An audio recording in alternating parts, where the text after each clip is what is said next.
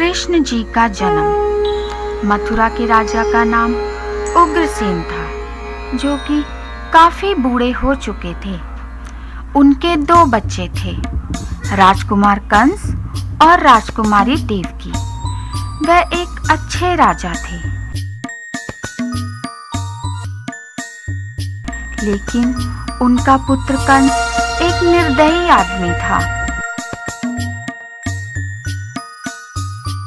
अब राजकुमारी देवकी शादी योग्य थी और इसलिए उनकी शादी एक अच्छे इंसान वासुदेव के साथ की गई। कंस को देवकी का भाई होने के रिश्ते से देवकी की पालकी को लेकर जाना था। जब कंस देवकी की पालकी को मंडप से बाहर लाया तो एक आकाशवाणी हुई। उस वाणी ने उसे बताया कि देवकी का 8वां पुत्र उसकी मौत का जिम्मेदार होगा। कंस अंधविश्वासी था। उसने इस बात को गंभीरता से लिया। वह उसी समय देवकी को मारना चाहता था।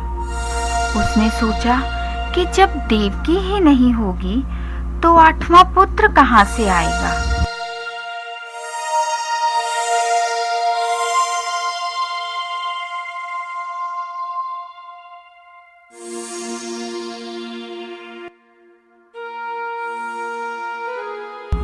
लेकिन वासुदेव जी ने बीच में पड़कर कंस से देवकी की जिंदगी और उसके लिए दया की भीख मांगी।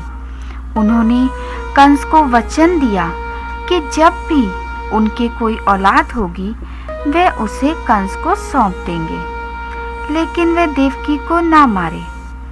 अब कंस राजी हो गया, क्योंकि वह अपने हाथ अपनी बहन के खून से नहीं रंगना चाहता था।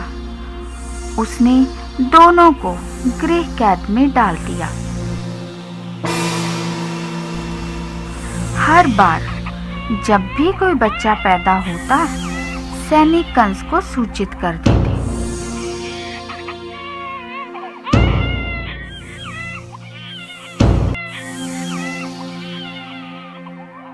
वह आता और हर बार बच्चे को मार देता। देवकी और वासुदेव के 6 बच्चे इसी तरह मारे गए। माता पिता की दशा बहुत दयनीय थी। 7वां बच्चा रात में पैदा हुआ। देवकी और वासुदेव ने मौका देखकर उसे बचाने का निश्चय किया।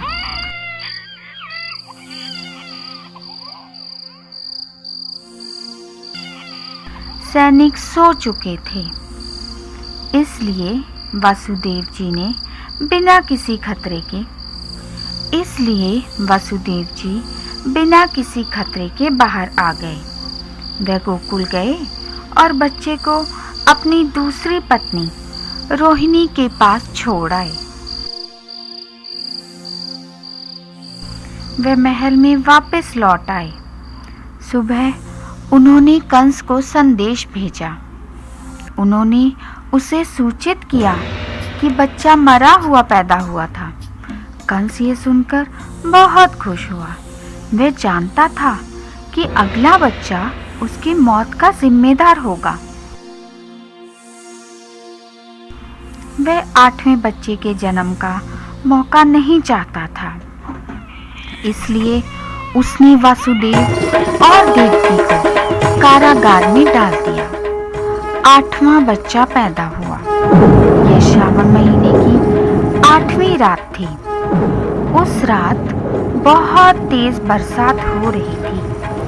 ऐसा लग रहा था कि मानो देवता स्वयं उस नवजात शिशु का स्वागत कर रहे हैं।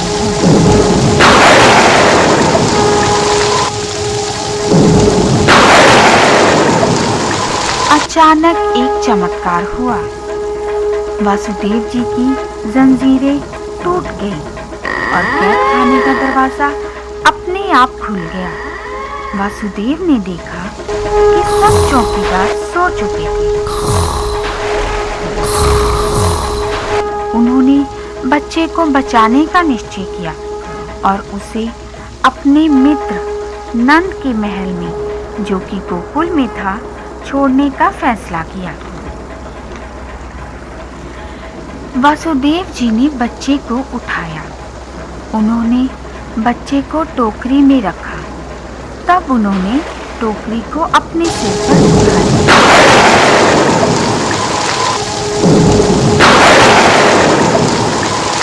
उन्होंने गोकुल की तरफ अपनी यात्रा शुरू की, लेकिन गोकुल पहुंचना बहुत मुश्किल था।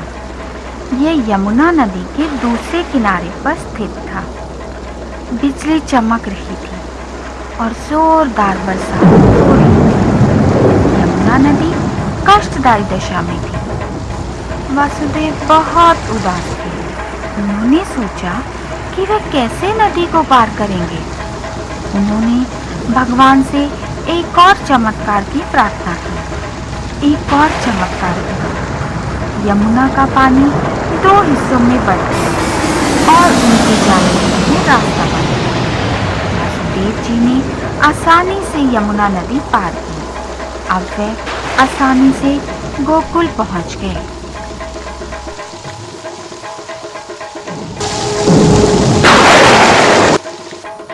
जब वह गोकुल में नंद के घर पहुंचे तो उन्हें पता चला कि नंद की पत्नी ने भी एक बच्चे को जन्म दिया है।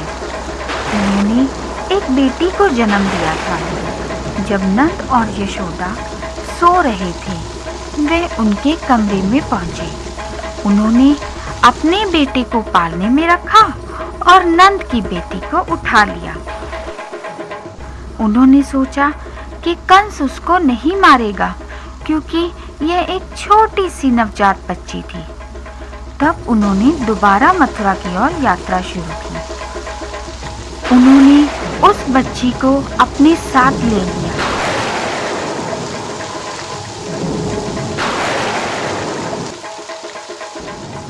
जैसे ही वे कारागार पहुंचे, कारागार के दरवाजे अपने आप बंद होने लगे।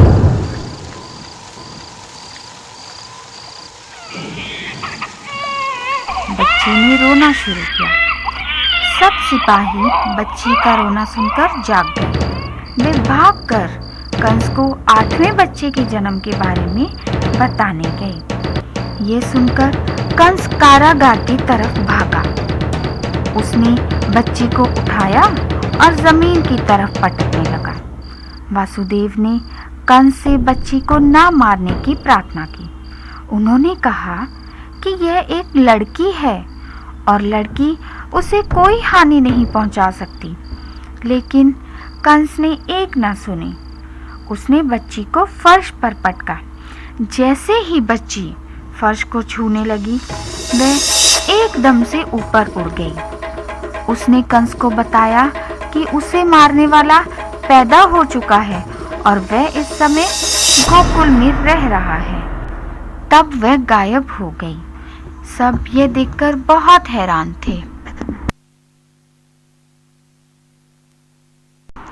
कृष्ण जी और बकासुर। बकासुर भी कंस द्वारा कृष्ण जी को मारने के लिए भेजा गया एक राक्षस था। बकासुर पूतना का भाई था। बकासुर ने एक पक्षी का रूप धारण किया और गोकुल की गायों और चरवाहों पर आक्रमण करने लगा।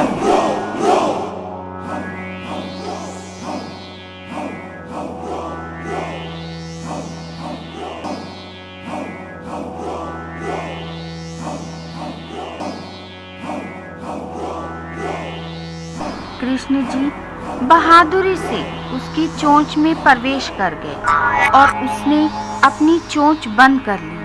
लेकिन कृष्ण जी बकासुर को परेशान करने के लिए उसके अंदर इधर उधर हरकतें करने लगे।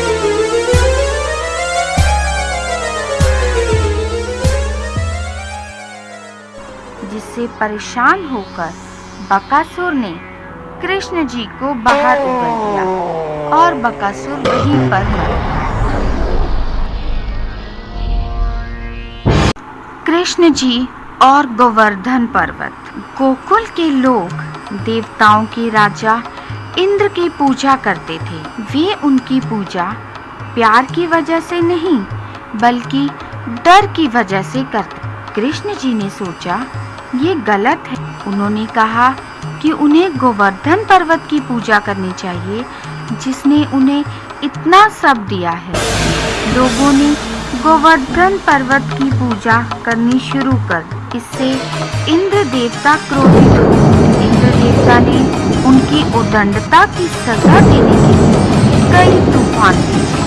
कितने दिनों तक तेज बारिश हुई और गोकुल में बाढ़ आ गई। गोकुल के लोगों ने कृष्ण जी से मदद मांगी।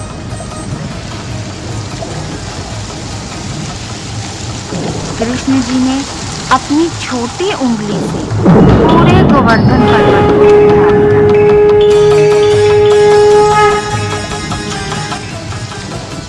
और गोकुल के लोगों को इसके नीचे सुरक्षित कर दिया।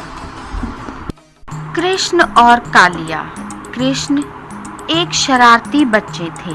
वह खेलते कूदते ही बड़े हुए थे। वह गायों और चरवाहों के झुंड में ही बड़े हुए थे। उनका बचपन अपने भाई बलराम के साथ भी बीता था। एक चमत्कार कृष्ण जी ने बहुत छोटी उम्र में किया था।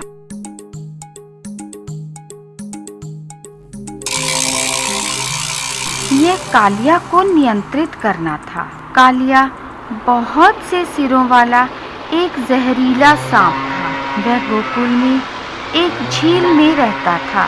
जब भी कोई गाय झील पर पानी पीने आती तो कालिया उसे खा जाता। इस तरह बहुत सी गायें मारी गई। कृष्ण यह देखकर बहुत गुस्सा हुए। उन्होंने कालिया को काबू करने का फैसला किया, इसलिए वह झील में कूद गए।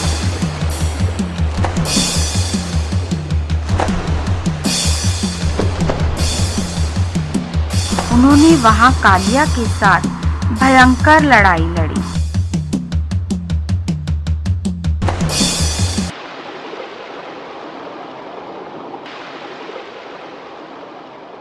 जब उनके मित्रों को पता चला तो वे गांव की तरफ भागे। उन्होंने इसके बारे में उनके माता पिता को बताया।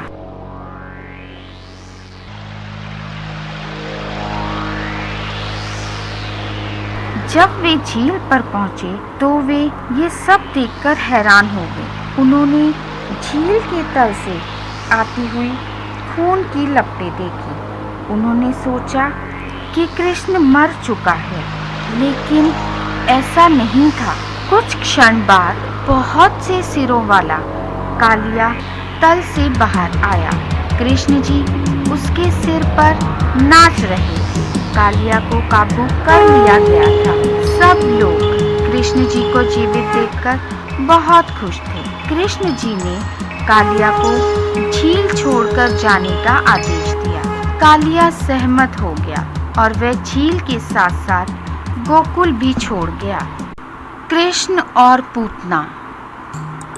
अगली सुबह गोकुल में खबर फैल गई कि नंद के घर लड़का पैदा हुआ है। उसका नाम कृष्ण रखा गया है। अब कंस, जो कि अंधविश्वासी था, जानता था कि उसका संहार करने वाला अभी भी जीवित है और गोकुल में है। इसलिए उसने पूतना नाम की एक राक्षसी को गोकुल भेजा। उसने पूतना को गोकुल जाने का आदेश दिया और कहा कि वह श्रावण मास में पैदा होने वाले हर बच्चे को मार दे। अब पूतना ने अपनी जादुई शक्ति से एक सुंदर औरत का रूप धारण कर लिया।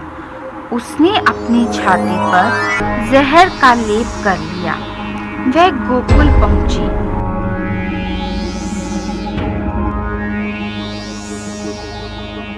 उसने उस उम्र के सब बच्चों को ढूंढा।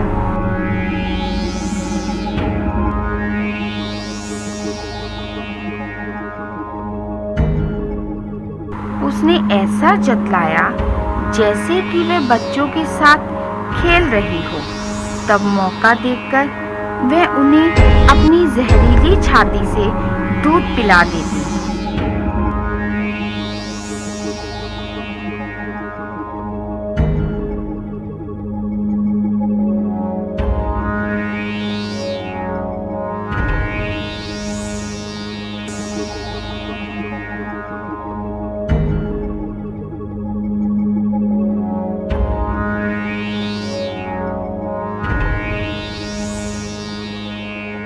इस तरह उसने बहुत से बच्चों को मार दिया।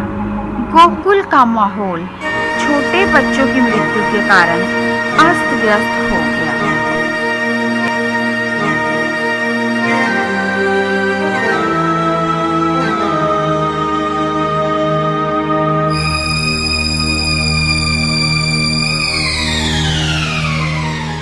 अंत में वह नंद के घर पहुंची। उसने कृष्ण को वहां देखा। उसने ऐसा दिखाया जैसे कि वह बच्चे के साथ खेल रही हो। उसने उन्हें उठाया और दूध पिलाना शुरू किया। चूंकि कृष्ण जी एक दैवी शक्ति होने के कारण उसके बुरे इरादों को पछाड़ते हुए उसे मौत के घाट उतार दिया। अब वह मर चुकी थी और सारा गोकुल सुरक्षित था। कृष्ण जी और कंस। अब कृष्ण जी बहुत प्रसिद्ध हो चुके थे। उनके कारनामों की खबरें सब जगह फैल गई। ये खबर कंस तक भी पहुंची। जब उसने कृष्ण जी के बारे में सुना तो उसे विश्वास हो गया कि यही देवकी का 8वां पुत्र है जो कि उसका संहार करने के लिए पैदा हुआ है। उसने कृष्ण जी को मारने की योजना बनाई। उसने उन्हें मथुरा आमंत्रित किया। उसने अपने पुराने मंत्री अक्रूर को बुलाया। उसने उन्हें निमंत्रण पत्र के साथ गोकुल भेजा। अक्रूर बहुत बुद्धिमान था। उसकी आदत भी अच्छी। वह कृष्ण जी की असली कहानी जानता था। वह ये भी जानता था कि कृष्ण एक दैवी शक्ति है। वह कंस को मारने के लिए पैदा हुए हैं। उसे ये भी पता था कि नंद और यशोदा कृष्ण के माता पिता नहीं हैं। कृष्ण देवकी और वसुदेव के पुत्र हैं।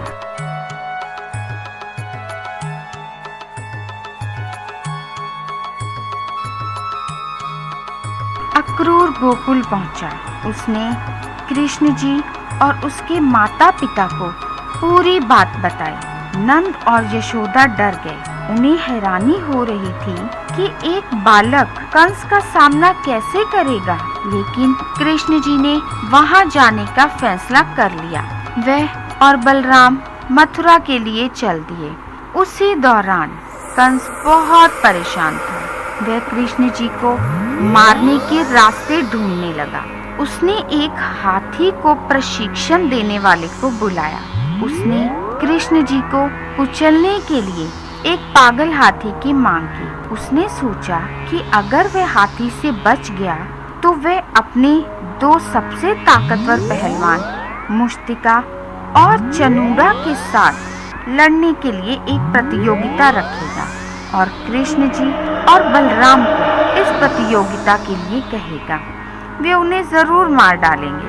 कृष्ण मथुरा पहुंच गए। हाथीवाहक द्वार पर कृष्ण जी की इंतजार कर रहा था। जैसे ही उसने कृष्ण जी को देखा, उसने हाथी को कृष्ण जी के रास्ते में भेजा। यह एक पागल हाथी था। कृष्ण जी ने हाथी को उसकी सूंड से उठाया, उसे हवा में उड़ा दिया और उसको मार गिराया।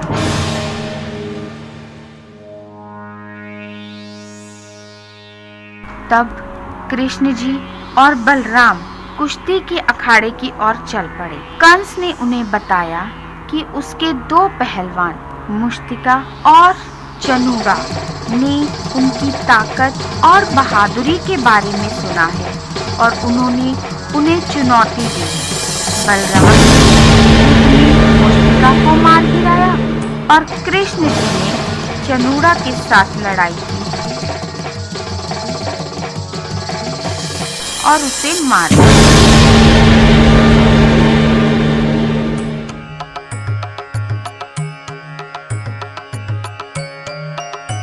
कृष्ण जी तब कंस की ओर दौड़े, अपनी तलवार उठाई और उसे मार दिया। कृष्ण जी ने तब कंस के धड़ से अलग हुए सिर से ताज उठाया और कारागार की तरफ चल पड़ा, जहां राजा उग्रसेन को कैदी बनाकर रखा गया था। उन्होंने उन्हें आजाद करवाया और ताज उनको सुपुर्द किया। राजा उग्रसेन बहुत खुश हुए कि कृष्ण ने उन्हें दोबारा से राजा बना दिया था। कृष्ण जी ने अपने माता पिता देवकी और वसुदेव को भी आजाद किया और सब में प्रसन्नता पूर्वक पुनर्मिलाप हुआ।